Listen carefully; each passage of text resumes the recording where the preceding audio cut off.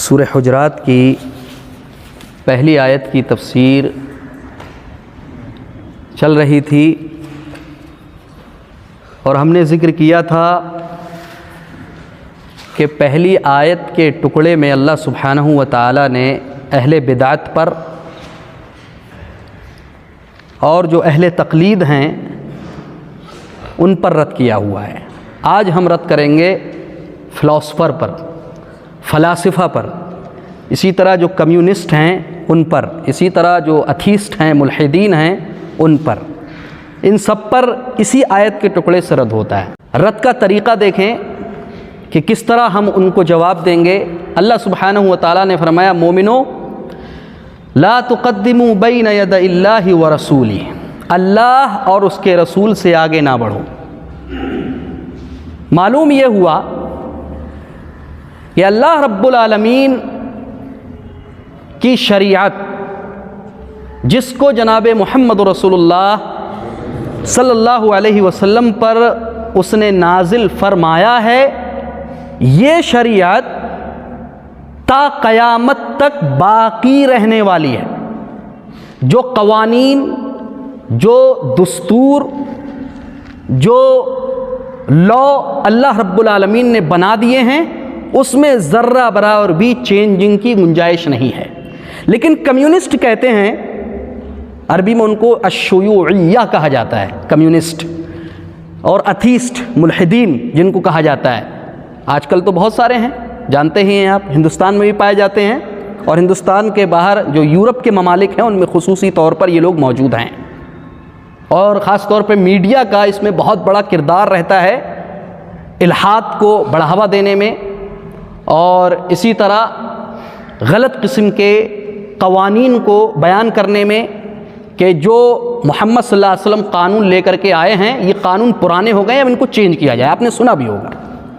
تو اللہ رب العالمین نے ان لوگوں پہ رد کیا ہے کہ قانون ہمارے پرانے نہیں ہوئے ہیں اور نہ ہو سکتے ہیں، کیونکہ اللہ رب العالمین کا ایک اسم، ایک نام ہے حکیم، اور اس کی صفت ہے حکمت۔ تو جب اللہ رب العالمین حکیم ہے، اس کی صفت حکمت ہے، تو ایسی صورت میں جو بھی اس نے لا بنائے ہیں، قانون بنائے ہیں، وہ اٹل ہیں، وہ ذرہ برابر بھی ہل نہیں سکتے ہیں، اور قیامت تک وہ قانون بالکل اپنی اصلی شکل میں، اپنی اصلی صورت میں باقی رہنے والے ہیں۔ اس اعتبار سے کمیونسٹ وغیرہ پہ اس میں رد ہو جاتا ہے۔ اس لیے وہ لوگ جو یہ اشکال لے کر کے آتے ہیں، یہ شوسہ چھوڑتے ہیں، یہ شبہ پیدا کرتے ہیں کہ اسلام کے اندر زنا کی جو سزا ہے بہت سخت ہے۔ شادی شدہ مرد یا عورت اگر زنا کر لے، بدکاری کر دے، تو اس کی سزا بہت سخت ہے۔ کہتے ہیں کہ اس کو پتھر سے مار مار کر رجم کیا جائے گا، یہ اس کی سزا ہے۔ شادی شدہ مرد ہو یا شادی شدہ عورت ہو، اور جو بھی شروط ہیں اگر وہ سارے کے سارے شروط موجود ہوں تو قاضی جو اسلامی جج ہوگا وہ فیصلہ کرے گا، اور اس کے بعد ان دونوں کو پتھر سے مار مار کے رجم کر دیا جائے گا، ہلاک کر دیا جائے گا۔ اب یہ لوگ کہتے ہیں، شوشہ چھوڑتے ہیں اور شبہ اٹھاتے ہیں کہ یہ بہت سخت سزا ہے، اسلام مطلب یہ کہ ٹیررسٹ کو پھیلاتا ہے، اسلام دہشت گردی والا مذہب ہے، تو اس طرح کے شوشے چھوڑتے ہیں۔ لیکن جب یہی معاملہ ان کی بہن اور بیٹیوں کے ساتھ پیش آتا ہے تو کہتے ہیں کہ اسلام کی سزا درست ہے۔ ایسا ہوا ہے ہمارے انڈیا کے اندر ہی ایک صاحب منسٹر تھے کسی وقت میں، ان کے ساتھ یہ معاملہ پیش آیا تھا تو انہوں نے یہ بات کہی تھی۔ تو میں نے بتایا کہ کمیونسٹ کا اور ملحدین کا جو معاملہ ہے وہ اسی طرح شوسے چھوڑتے ہیں اور شبہات پیش کرتے ہیں تاکہ اس کے ذریعہ سے قرآن کے اصول کو رد کرنے کی کوشش کریں۔ لیکن اللہ رب العالمین کا معاملہ واضح ہے کہ لا تقدموا بین یدی اللہ ورسولہ، مومنو اللہ اور اس کے رسول سے آگے نہ بڑھو۔ اللہ اور اس کے رسول سے آگے بڑھنے کا ایک مسئلہ ہے کہ ہمارے یہاں مسجدوں کے اندر بالخصوص کچھ رمضانی نمازی ہوتے ہیں، رمضان میں ماشاءاللہ نماز پڑھنے کے لیے آئیں گے خوب جم کر کے، اور نئے نئے فتوے لے کر کے آئیں گے۔ آپ نے دیکھا ہوگا نئے نئے فتوے لے کر کے آئیں گے، جان بوجھ کر کے رمضان کے مہینے میں آئیں گے اور نئے نئے فتوے لے کر کے آئیں گے۔ یہ بہت بڑا جرم ہے۔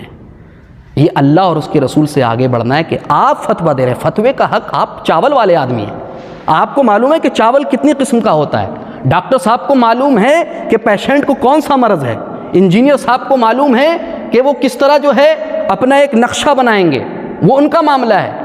یہ عالم کا معاملہ ہے کہ قرآن و سنت سے کیسے فتوے دینا ہے اور کس طرح فتوے اس کو صادر کرنا، یہ اس کا معاملہ ہے، یہ اس کا کام ہے، یہ آپ کا کام نہیں ہے۔ اگر عالم چاول بیننا شروع کرتے اور بتایا کہ یہ چاول باسمتی کا ہے، یہ سروتی کا ہے، اور جبکہ اسے آتا پتہ نہیں ہے، تو ظاہر سی بات ہے دھوکہ دھڑی کرے گا وہ۔ تو یہ معاملہ آپ کا معاملہ نہیں ہے، یہ اس کا معاملہ ہے۔ آپ اپنے معاملے کو دیکھیں، ماشاءاللہ بیچیں، اچھے انداز میں کاروبار کریں، جو شریعت نے آپ کو اجازت دی ہے حلال طریقے سے کمانے کی، آپ کیجئے، کوئی کسی نے نہیں روکا ہے آپ کو۔ لیکن قرآن اور حدیث کے اندر انٹرفیئر کرنا یہ بہت بڑا جرم ہے۔ اسی آیت سے اہل علم نے استدلال کیا۔ اچھا آئیے میں اس کی مثال اللہ کے نبی جناب محمد رسول اللہ صلی اللہ علیہ وسلم کے زمانے سے دیتا ہوں، اور آپ صلی اللہ علیہ وسلم کے زمانے کے بعد حضرت ابوبکر صدیق رضی اللہ تعالیٰ عنہ اور حضرت عمر رضی اللہ تعالیٰ عنہ کے زمانے سے دیتا ہوں۔ حضرت عبداللہ ابن عباس رضی اللہ تعالیٰ عنہما سے کسی نے کہا کہ آپ کا حج تمتع کے بارے میں کیا خیال ہے؟ حج کی 3 قسمیں، جو ہمارے بعض بھائی حج کر کے آئے ہیں انہیں معلوم ہے، ان میں سے ایک قسم ہے حج تمتع۔ تو حضرت عبداللہ بن عباس رضی اللہ تعالیٰ عنہ نے فرمایا کہ سنت ہے، اللہ کے نبی صلی اللہ علیہ وسلم سے ثابت ہے حدیث کے اندر۔ تو لوگوں نے مناظرہ کرنا شروع کر دیا، کہنے لگے کہ نہیں، ابو بکر تو ایسا کہتے ہیں، عمر تو ایسا کہتے ہیں۔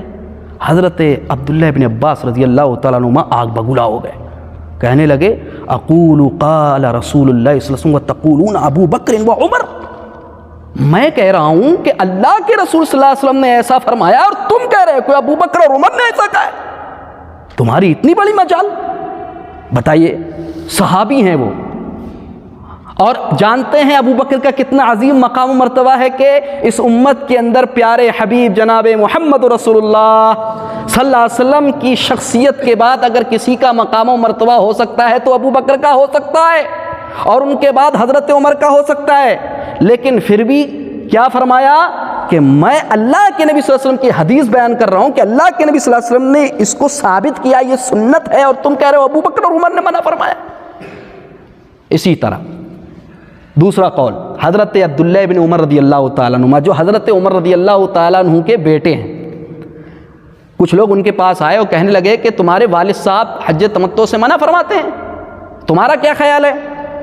تو انہوں نے کہا کہ دیکھیے حج تمتع سے منع نہیں فرماتے ہیں، سمجھنے میں غلطی ہے تمہارے۔ ان کو پھر سمجھایا انہوں نے، اور اس کے بعد فرمایا کہ دیکھو اللہ کے نبی اکرم صلی اللہ علیہ وسلم سے یہ چیز ثابت ہے، اس طرح حج کرنا ثابت ہے نبی اکرم صلی اللہ علیہ وسلم سے۔ پھر انہوں نے وہی بات کہہ دی۔ کچھ لوگ ہوتے ہیں نا اپنے ہر زمانے کے اندر، کچھ لوگ ہوتے ہیں بار بار ایک مرتبہ بتا دیا کہ ایسا معاملہ ہے کہ یہ صحیح ہے، یہ درست ہے، یہ ٹھیک نہیں ہے۔ تو وہ حضرت عبداللہ بن عمر رضی اللہ تعالیٰ عنہما سے انہوں نے کہا کہ نہیں، ابو بکر تو یہ کہتے ہیں، اور ابو بکر کو چھوڑو، تمہارے ابو تمہارے ابا حضرت عمر تو ایسا کہتے ہیں۔ جب فلما اکثروا علیہ، جب لوگوں نے بہت زیادہ اپنی طرف سے ان پر پریشر ڈالا، تو حضرت عبداللہ ابن عمر رضی اللہ تعالیٰ عنہما نے بڑا شاندار جواب دیا۔ میرے بھائیوں، یہ سونے کے پانی سے لکھنے کے لائق ہے، بہت شاندار جواب تھا۔ کہا افا کتاب اللہ، غور سے سننا میرے بھائیوں، بہت بڑی بات ہے، اللہ کا ڈر ہے تو غور سے سننا۔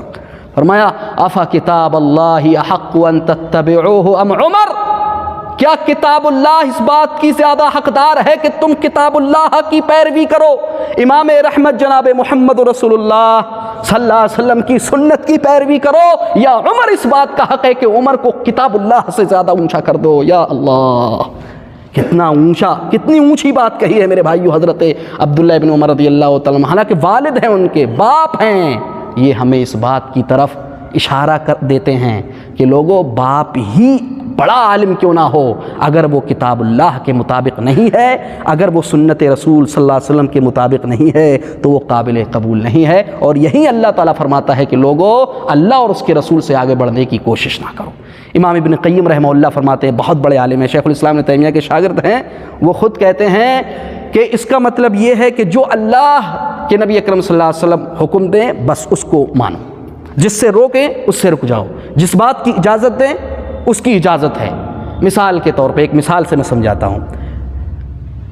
ایک عورت تھی ہند، نبی اکرم صلی اللہ علیہ وسلم کے زمانے، انہوں نے نبی اکرم صلی اللہ علیہ وسلم کے پاس آ کر کے شکایت کی، ان ابا سفیان رجل شحیح، کہ اللہ کے نبی صلی اللہ علیہ وسلم، میرے شوہر جو ابو سفیان ہے وہ تھوڑے کنجوس آدمی ہیں، انہوں نے شکایت کی نبی اکرم صلی اللہ علیہ وسلم سے کہ اللہ کے نبی صلی اللہ علیہ وسلم میرے جو شوہر ہیں وہ کنجوس آدمی ہیں. حالانکہ یہ صحیح بات نہیں تھی، لیکن چونکہ عورتوں کی عادت ہوتی ہے، کچھ بعض عورتوں کی، ساری عورتوں کی نہیں، بہت ساری عورتیں ماشاءاللہ بہت اچھی ہوتی ہیں، نیک ہوتی ہیں، اخلاق والی ہوتی ہیں. تو انہوں نے کہا کہ ابو سفیان جو ہیں میرے شوہر جو ہیں وہ کنجوس ہیں. کیوں کنجوس ہیں؟ کہا وہ اتنا مال مجھے نہیں دیتے ہیں کہ جس سے میں خود اور اپنے بچوں کا پیٹ پال سکوں. تو اللہ کے نبی صلی اللہ علیہ وسلم سے آ کر کے انہوں نے حکم طلب کیا کہ اللہ کے نبی صلی اللہ علیہ وسلم آپ دیجیے، فتویٰ دیجیے، اس کا فیصلہ کیجیے، میں کیا کروں. تو نبی اکرم صلی اللہ علیہ وسلم نے فرمایا خودی ما یکفیکی وولدکی بالمعروف، اتنا لو جتنا تمہارے لیے اور تمہارے بیٹے کے لیے کافی ہو، لیکن بھلائی کے ساتھ. کہا اتنا لو جتنی ضرورت ہو.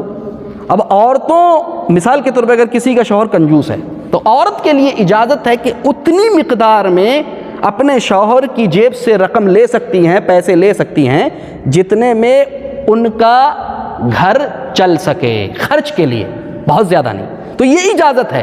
اب یہ تصرف ہمیں کہاں سے ملا ہے؟ نبی اکرم صلی اللہ علیہ وسلم سے یہ تصرف ہمیں ملا ہے کہ آپ صلی اللہ علیہ وسلم نے ہمارے سامنے یہ حدیث بیان فرمائی ہے کہ اتنا تصرف کرنے کی ایک عورت کو، ایک بیوی کو اجازت ہے، اس سے زیادہ نہیں لے سکتی ہے، جتنے میں اس کا کام چل سکے. میرے بھائیوں، میں کیسے بولوں آپ سے کہ 4 درس ہو گئے اور ہم پہلی آیت کے ٹکڑے ہی میں ہیں.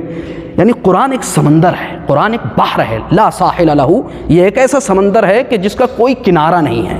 ابھی ہم پہلی ٹکڑے میں ہیں اور اتنے سارے مسائل اور اتنے فرقوں پہ رد، اتنے ریلیجنز پہ رد ہم کر رہے ہیں کہ ہم سوچ بھی نہیں سکتے. کوشش کریں گے انشاءاللہ اگلے ہفتے سے، اتوار سے، کہ ہم تھوڑا تیزی کے ساتھ چلیں، اور وہ جو اللہ کے رسول صلی اللہ علیہ وسلم تمہیں دیں اس کو لو بس. جتنا اللہ نے ہم سے بیان فرمایا ہے اس کو لو بس. میرے بھائیوں، شریعت کے معاملے میں انٹرفیئر کرنے کی کوشش مت کرو. اگر اس فیلڈ میں آئیں گے تو بہت سارے لوگ گمراہ ہوں گے. جیسا کہ پیارے حبیب جناب محمد رسول اللہ صلی اللہ علیہ وسلم نے ارشاد فرمایا تھا کہ لوگوں، اللہ رب العالمین اس علم کو بندوں کے سینوں سے نہیں نکالے گا. اس علم کو اللہ رب العالمین یعنی شرعی علم کو بندوں کے سینے سے نہیں نکالے گا، بلکہ اللہ رب العالمین علماء کو موت دے دے گا، علماء کی روحوں کو قبض کر لے گا، علماء کی ڈیتھ ہو جائے گی، علماء مر جائیں گے، علماء اللہ رب العالمین کے یہاں چلے جائیں گے، یہاں تک کہ جب روئے زمین کے اندر کوئی بھی عالم نہیں رہے گا. اتخذ الناس رؤوسا جہالا، تو لوگ جاہلوں کو سردار بنائیں گے. فسئلوا فافتوا بغیر علم فضلوا واضلوا، پیارے حبیب صلی اللہ علیہ وسلم فرمایا پھر اس کے بعد ان سے سوال کیا جائے گا، ان سے پوچھا جائے گا، تو یہ بغیر علم کے فتوے ٹھوکیں گے، بغیر علم کے فتوے دیں گے. نتیجہ کیا ہوگا؟ خود گمراہ ہوں گے اور دوسروں کو گمراہ کریں گے. تو میرے بھائیوں، یہ سب کی ذمہ داری ہے، یہ سب کی ذمہ داری ہے کہ شریعت کے معاملے میں نہ خود انٹرفیئر کریں، نہ کسی دوسرے کو کرنے دیں. اللہ رب العالمین سے دعا ہے کہ الہ العالمین جو کچھ ہم نے سنا ہے آج کے درس میں اور جو ہمارے درس گزرے ہیں، ان تمام پر ہمیں غور و فکر کرنے کی اور اس پر عمل کرنے کی توفیق عطا فرمائے. انشاءاللہ العزیز اسی آیت کی مزید کڑی ہم اگلے اتوار سے بیان کریں گے. تب تک کے لیے آپ سے اجازت چاہتے ہیں. السلام علیکم ورحمۃ اللہ وبرکاتہ.